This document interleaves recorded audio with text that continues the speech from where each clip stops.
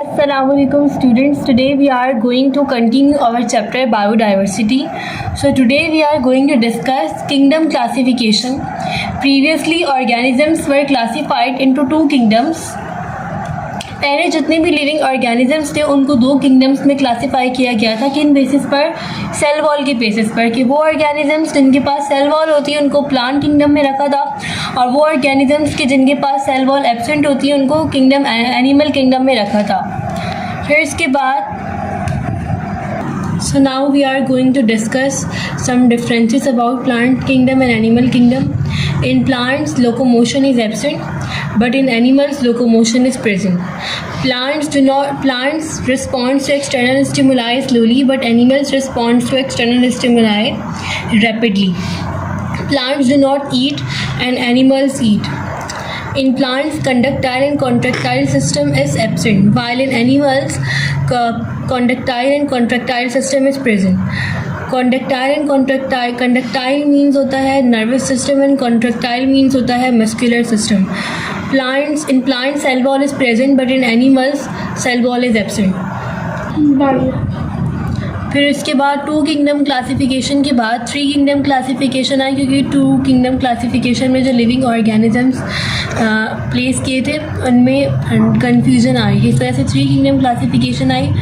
Earnest Hückel ने एक new kingdom introduce करवाया, किंगडम प्रोटिस्टा, और इसने इस किंगडम के अंदर ऐसे लिविंग ऑर्गेनिजम्स को अकोमोडेट करवाया कि जिनके कैरेक्टरिस्टिक प्लांट्स और एनिमल्स दोनों से मिलते थे। इस किंगडम में यूग्लिना और बैक्टीरिया को रखा गया। जिनके पास सेल वॉल थी उनको प्लांट किंगडम में रखा, और जिनके पास सेल वॉल एब्सेंट थी उनको एनिमल किंगडम में रखा। लेकिन इसमें भी कंफ्यूजन हो रही थी, क्योंकि जो लिविंग ऑर्गेनिज्म प्लांट किंगडम में रखे हुए थे उनके पास सेल वॉल तो थी, लेकिन उनके पास जो है वो बहुत सारे ऐसे कैरेक्टरिस्टिक्स थे जो एनिमल से मैच होते थे, और एनिमल्स के पास जिनके पास सेल वॉल नहीं थी उनके पास ऐसे भी बहुत सारे कैरेक्टरिस्टिक्स थे जो प्लांट किंगडम से मैच होते थे। इसलिए जो प्लांट किंगडम और एनिमल किंगडम में लिविंग ऑर्गेनिजम्स थे वो सिर्फ प्लांट्स और एनिमल्स ही नहीं थे, उसके अलावा भी बहुत सारे लिविंग ऑर्गेनिजम्स थे जिनको सेल वॉल की बेसिस पर क्लासीफाई किया गया था। इस वजह से थ्री किंगडम क्लासिफिकेशन को इंट्रोड्यूस करवाया, और उसके अंदर ऐसे लिविंग ऑर्गेनिजम्स को रखा कि जिसके कैरेक्टरिस्टिक्स प्लांट्स और एनिमल्स दोनों से मिलते हैं। फिर उसके बाद जब इलेक्ट्रॉन माइक्रोस्कोप रिवील हुआ तो इसने जब इलेक्ट्रॉन नहीं, ये भी काट देना। के बाद जब इलेक्ट्रॉन माइक्रोस्कोप ने और रिवील किया तो उससे पता चला कि लिविंग ऑर्गेनिजम्स जो है वो और मज़ीद दो तरह के होते हैं। एक होते हैं प्रोकैरियोट्स और एक होते हैं यूकैरियोट्स। प्रोकैरियोट्स वो होते हैं कि जिनके अंदर प्रिमिटिव न्यूक्लियस होता है, मतलब कि उनका न्यूक्लियस जो है वो एंशिएंट होता है, और न्यूक्लियस के अराउंड कोई न्यूक्लियर मेम्ब्रेन नहीं होती है। उनके पास सिर्फ जेनेटिक मटीरियल होता है, वो साइटोप्लाज्म में होता है।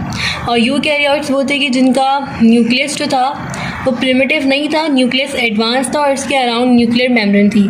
तो किंगडम प्रोटिस्टा में फिर दो क्लासेस और बनी, एक थे लोअर प्रोटिस्ट और एक थे हायर प्रोटिस्ट।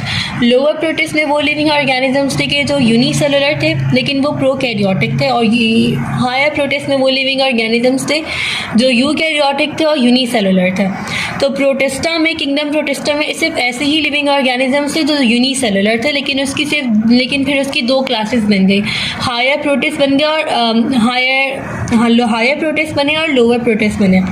फिर इसके बाद कोपलैंड ने फोर किंगडम क्लासिफिकेशन को इंट्रोड्यूस करवाया, और इसने एक न्यू किंगडम डिज़ाइन किया जिसका नाम था किंगडम मोनेरा, और इसके अंदर जितने भी लोअर प्रोटिस्ट थे उनको प्लेस किया गया, जिसके अंदर जितने भी प्रोकैरियोटिक यूनिसेलुलर थे जो ऊपर डिस्कस किया उनको रखा गया, सारे जितने भी प्रोकैरियोटिक यूनिसेलुलर थे, और जो remaining single cell eukaryotic organisms थे उनको भी रखा गया।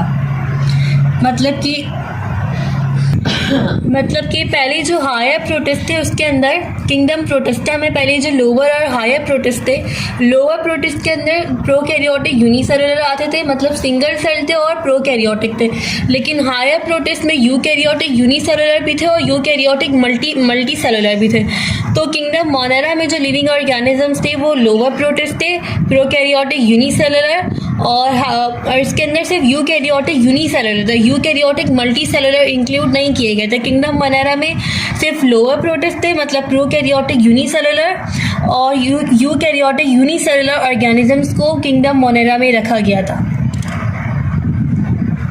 तो जो 4 किंगडम क्लासिफिकेशन थी उसके अंदर kingdom Monera, kingdom protista, kingdom Metaphyta और किंगडम मेटाजोआ।